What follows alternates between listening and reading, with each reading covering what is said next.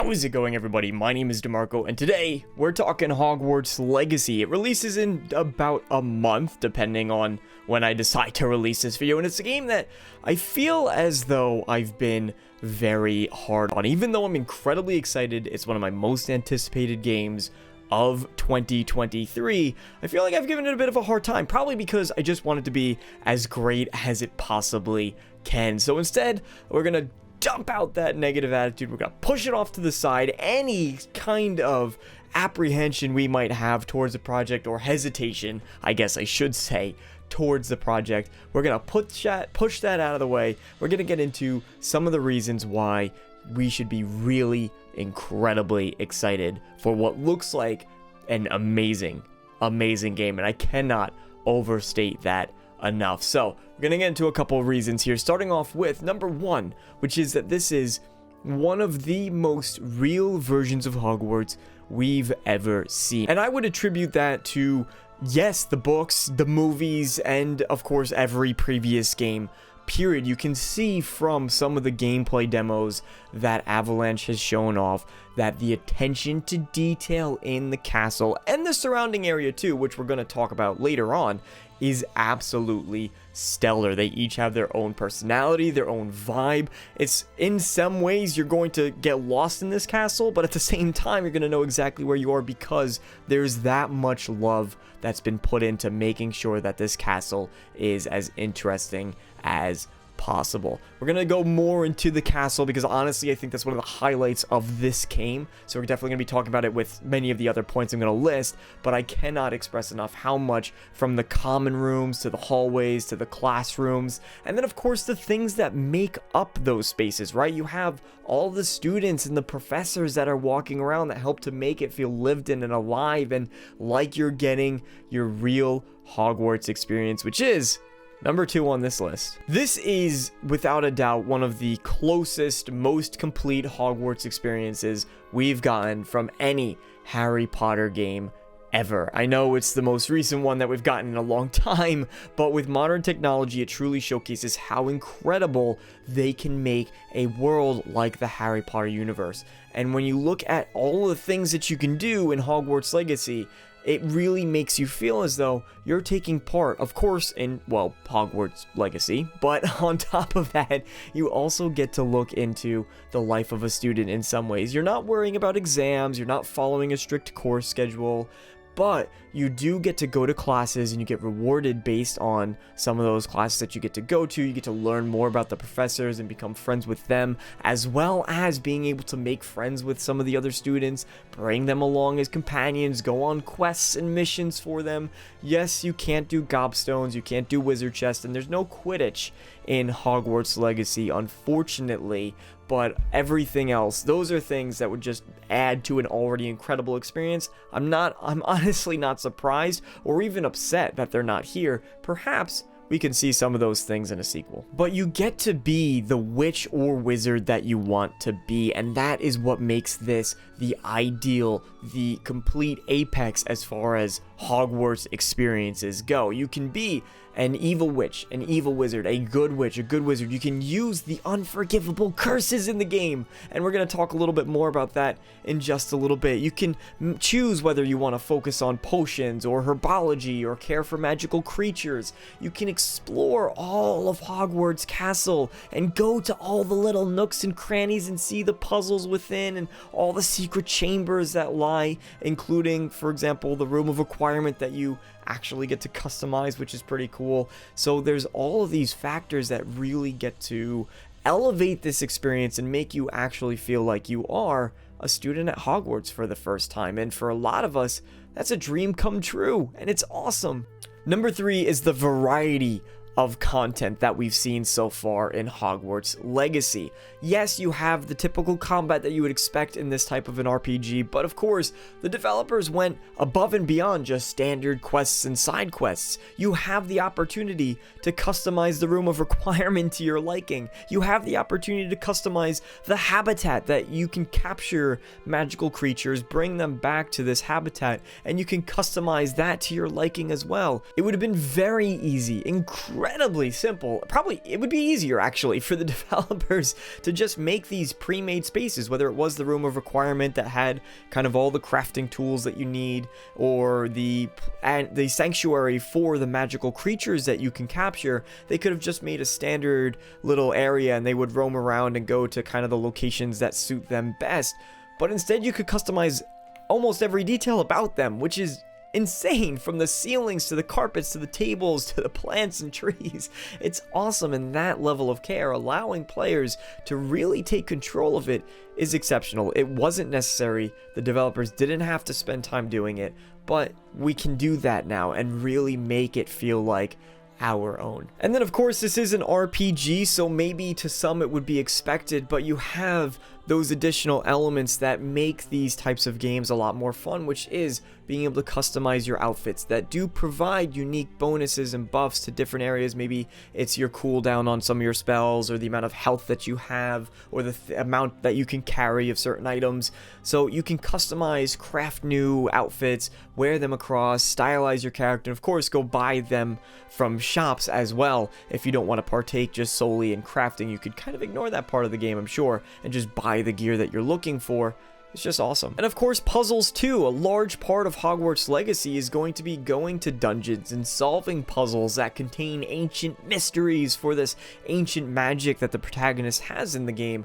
And I like that. I'm really hoping that they lean really hard into the puzzles, both in Hogwarts Castle and outside of it, to go around and solve things, because I like those parts. I want to be stumped, I want to be challenged. I hope that it does actually make me sit and stare at the wall for a while trying to figure out exactly how to accomplish some of the puzzles that are there.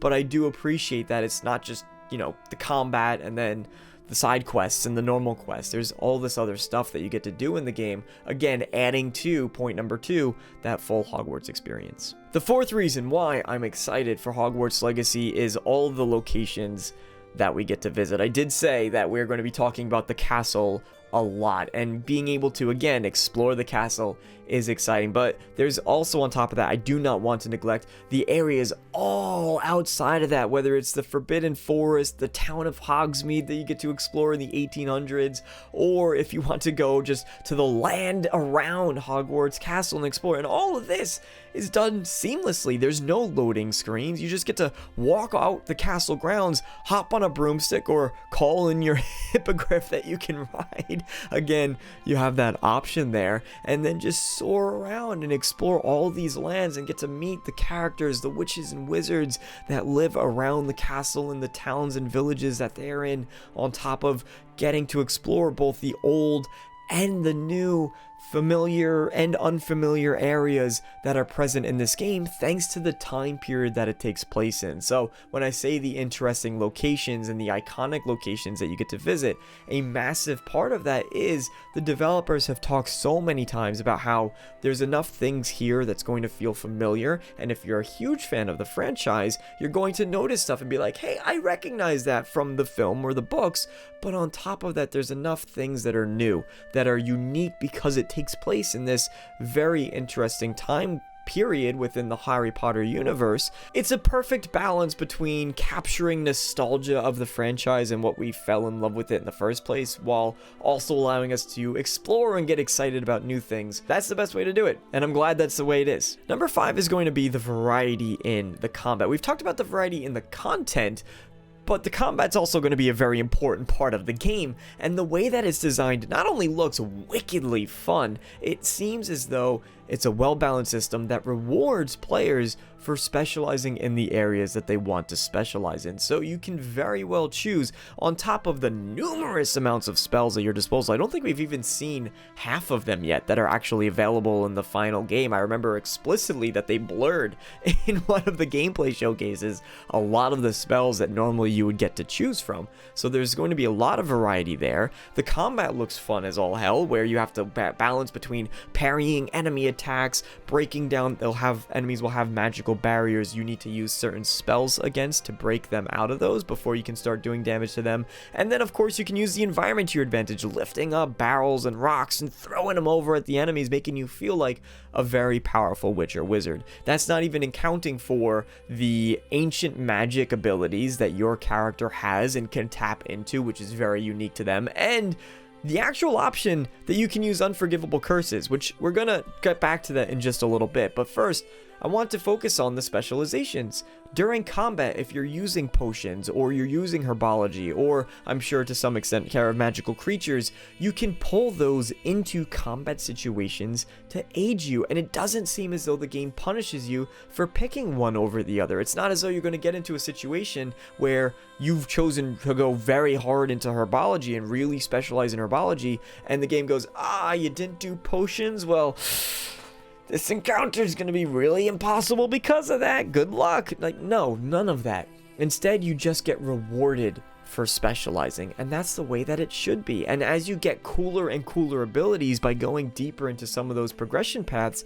you feel more and more powerful and more rewarded for those choices, but never punished. And the thing that's the coolest of all to me, I can't express this enough. The thing that is coolest of all is the fact that you can actually use all of the unforgivable curses during combat. Being able to cast the killing curse to some of these massive enemies in the game that, yes, absolutely, it's not as though it does just a big amount of damage, it kills them. They're done. And a lot of games typically shy away from that. They don't want to give that amount of power to the player because it makes the progression feel unrewarding or a little bit too easy. It can be abused.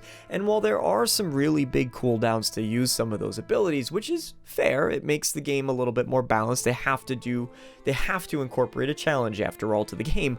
The fact that they actually allow you to do that you can quickly get through encounters or tough enemies by using that power, it's a bold move, and I respect the developers for doing it, and I feel as though it works in the game's favor because it's really going to tempt you as the player whether or not you want to divulge into that level of dark magic. It is the easier way out, and are you going to fall to your temptations? Are you going to play an evil witch or wizard? Let me know down in the comment section below if you're just going to jump straight into using some of those unforgivable curses in the game as soon as it lets you. But it's cool that the option's there because, again, a lot of games would just never give you that power.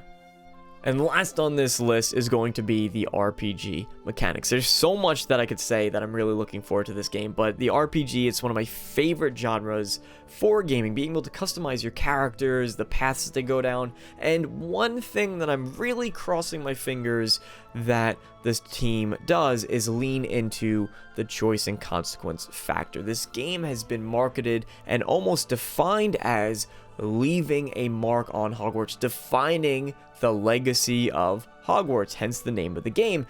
And I do hope that it really does lean into that, where you feel as though you're making impactful choices. You see the ramification of those choices as you go deeper into the main story. Of course, much of the story has remained hidden to avoid spoilers, which is a good thing. But if I can get through the entire game and have a completely unique ending, or have completely unique experiences with some of the companions and the school itself, right? Just the general population, the students at the school, the professors and the teachers at the school. If I can have vastly different experiences with all of them because of the choices that I made in the game, I think Hogwarts Legacy easily can be a strong contender from a storytelling perspective for Game of the Year, and I do sincerely mean that. So this is my personal list of my top, I guess, 6 things that I'm really looking forward to when it comes to Hogwarts Legacy. Let me know what you're most looking forward to, any of these, or you have one that's completely different, down in the comment section below. I look forward to hearing what you have to say. Again, really looking forward to this game. I feel like I've been a little bit too hard on this.